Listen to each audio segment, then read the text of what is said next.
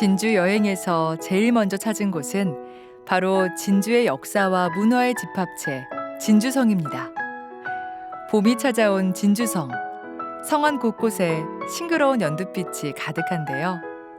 봄바람을 맞으며 진주성에서 가장 웅장한 누각, 촉성루를 찾아갑니다.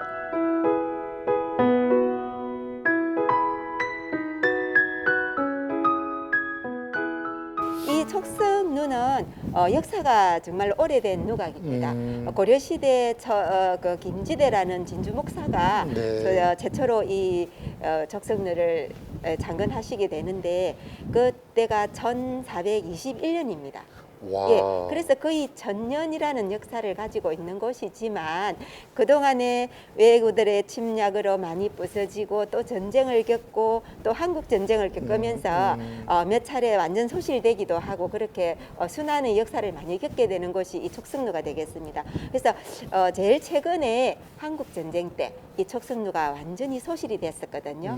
그래서 10년 후인 한국 전쟁이 끝나고 10년 후인 1960년에 우리 진주 시민들이 성금을 모아서 다시 재건한 촉성루가 지금의 촉성루가 되겠습니다. 아, 그래서 올라올 때 보니까 워낙 또 깔끔하고 네, 깨끗하고 네. 그래서- 새로운 느낌이 네, 있었군요. 맞습니다. 네. 예, 그래서 그때 다시 재건한 촉성루가 지금의 촉성루인데 그때 한국 전쟁 때 불타기 전에는 국보에 섰다고 하거든요. 그 정도로 웅장하고 멋진 건물이었었는데 다시 재건하면서 국보로 다시 지정받지는 못했습니다. 네. 원형하고 조금 많이 달라졌다는 이유로 예, 그래서 지금은 그냥 경상남 도해 문화재로 지정이 되어서 진주시에서 관리를 하고 있는 그런 누각이 되겠습니다. 네. 올라올 땐 촉성루, 지금 또 요 위에서는 남장대라고 있는 이곳이 역할이 좀 있었을 것 같아요, 이 건물이. 네, 맞습니다. 여기 이 촉성루는 그냥 누각의 이름을 얘기할 때는 촉성루라고 얘기를 하지만 여기는 전쟁이 일어나면 장수가 지휘를 하는 곳으로 바뀌게 됩니다. 그래서 남쪽에 있는 장수가 지휘를 하는 장소다 이런 뜻으로 저곳에 남장대라는 현판이 붙어 있습니다. 그래서 이 진주성에는 동서남북 각 방위마다 장대가 있었습니다. 지금 저쪽이 서쪽인데 서쪽으로 올라가시면 서장대라는 곳이 있고요. 저쪽 북쪽에는 북장대가 있습니다. 이쪽 동쪽 밖에 임진왜란 당시에만 해도 동장대라는 동쪽에 지휘하는 장소가 있었는데 임진왜란이 끝나고 나서 거기는 훼손되고 없어졌습니다. 그래서 이쪽에 남장대라는 이름도 가지고 있고 또 장원루라는 이름도 가지고 있습니다. 예, 이곳이 일반 지방 가거 시험인 항시를 치르던 곳으로도 썼었거든요. 네. 그래서 여기서 항시를 치르고 거기서 급제하신 분들이 중앙에 가서 가거 시험을 쳐서 장원 급제를 많이 하더라 해서 장원루라는 이름도 가지고 있습니다. 이 촉성루가. 그래서 여러 가지 이름을 가지고 있는 곳이 이 촉성루가 되겠습니다. 저는 촉성루 하면 생각나는 사람이 하나 딱 있는데 예. 그 의녀, 네. 우리 논개가 또 떠오르기도 하거든요. 네. 지금 앞에 물도 흐르고 있고 네, 맞습니다. 이곳인가요? 네, 이곳이 맞습니다. 여기 진주성은 임진왜란 당시에 큰 전투가 두 번이나 벌어졌던 곳입니다. 네. 1592년 10월 달에는 김시민 장군께서 크게 싸워서 이겼다 해서 진주 대첩을 이루신 곳이고 네. 이듬해 1593년에 또 한 번 큰 전쟁을 겪게 되는데 그때는 이 진주성이 함락을 하게 됩니다. 그래서 성 안에 있던 7만 민간군이 전부 다 죽임을 당하는 아픈 역사를 가지고 있는 그런 곳이 이곳이 되겠습니다. 네. 그 진주성이 함락이 되고 이 진주성 안에 있던 7만 민간군이 전부 순절하던 그날 진주 목에 감기였던 농개가 나타납니다. 그래서 이곳 촉성루 위에서 성전 잔치를 벌이고 있던 그 왜군들 그 중에 외장을 저 밑에 보이는 어한바위로 유인을 해서 그 외장을 끌어안고 난강에 투신해서 순절했다 해서 우리 진주 사람들은 감기였던 농개를 의기로 만들어냅니다. 네. 그래서 의로운 고장이 되는 시초가 거기서 나오게 됩니다. 네. 강변의 절벽 위에 도도한 자태로 서 있는 촉성루. 이 오래된 누각은 평소에는 선비들의 풍류 장소로 쓰였고 과거 시험이 있을 때면 시험 장소로, 그리고 전쟁이 나면 군사 지휘본부가 되었습니다. 진주의 가장 중심에서 진주 사람들과 울고 웃으며 함께 살아온 거죠.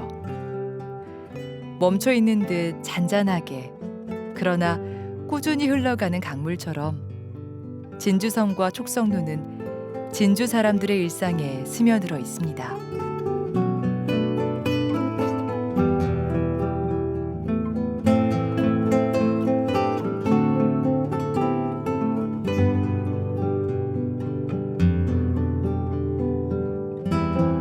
꽃보다 아름답고 의로운 마음, 호국 충절의 시작, 진주 속의 진주, 논기의 이야기를 이어갑니다.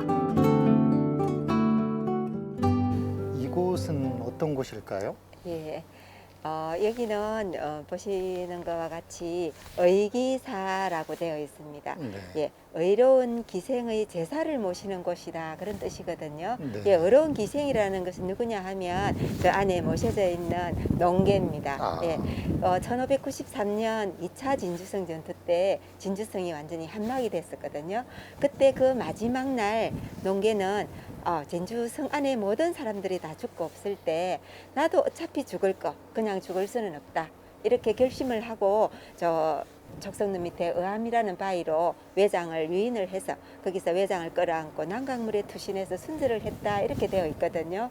그래서 진주 사람들은 강기였던 농계가 그렇게 나라를 위해서 자기 목숨을 헌신짝처럼 버렸으니 얼마나 의로운 일을 했노 해서 끊임없이 나라에다가 상소를 올리고 해서 의로운 기생으로 다시 탄생하게 만듭니다.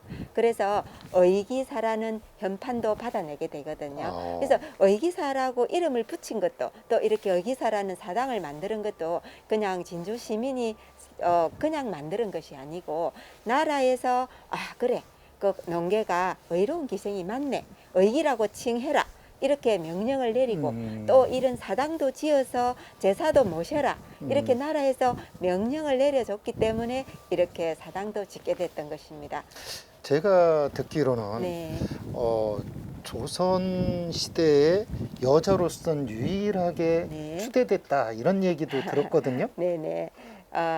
우리나라에 사당이 엄청나게 많습니다. 네. 그죠? 개인 집안의 사당도 있고 여러 가지 음. 사당이 있는데 여자를 위해서, 그것도 나라에서 제사를 모실 수 있도록 사당을 내려준 곳은 이곳 진주성 안에 의기사밖에 없다고 합니다. 네. 예, 그래서 그만큼 의미가 깊다는 뜻이 되겠죠. 네. 네. 저 안에 농계 영정이 보이시죠? 네. 예, 저희 농계가 몇 살쯤 되어 보이십니까, 선생님?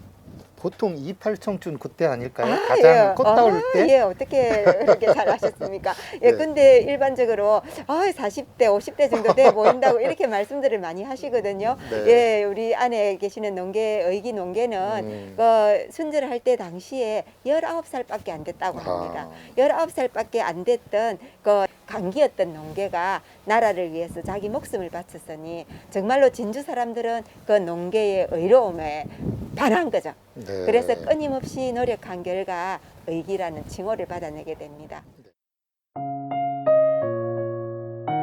논계를 의기로 만들어낸 진주 사람들의 집념과 자부심.